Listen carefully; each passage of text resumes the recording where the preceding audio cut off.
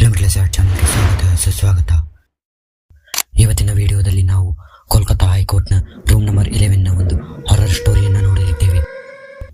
So guys, ಯಾವುದೇ ಥರ late ಮಾಡದೆ ನಾವು ಡೈರೆಕ್ಟ್ ಸ್ಟೋರಿಗೆ ಜಂಪ್ ಇನ್ ಆಗೋಣ. ಏನಿದು ಕೋಲ್ಕತ್ತಾ ಹೈಕೋರ್ಟ್ನ ಒಂದು ಸ್ಟೋರಿ ಅಂದರೆ ಗಾಯ್ಸ್ ನೋಡಿ, ಇಲ್ಲಿ ಬೇಸಿಕ್ಲಿ ನಾರ್ಮಲ್ ಪೀಪಲ್ ಏನಿದಾರಲ್ಲ ಅವರು ದೆವ್ವಭೂತನ ನಂಬ್ತಾರೆ. ಅಂದರೆ ಯಾರು ಓದಿರೋದಿಲ್ಲಲ್ಲ ಅವರು.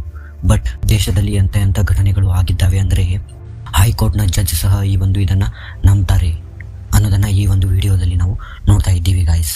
ಈ ಕೋಲ್ಕತ್ತಾ ಹೈಕೋರ್ಟ್ ಏನಿದೆಯಲ್ಲ, ಇದು ಜೂನ್ 26, 1862ರಲ್ಲಿ ಇದು ಸ್ಟಾರ್ಟ್ ಆಯಿತು. ಇದು ಒಂದು ಭಾರತದ ಪ್ರಥಮ ಹೈಕೋರ್ಟ್ ಆಗಿದೆ.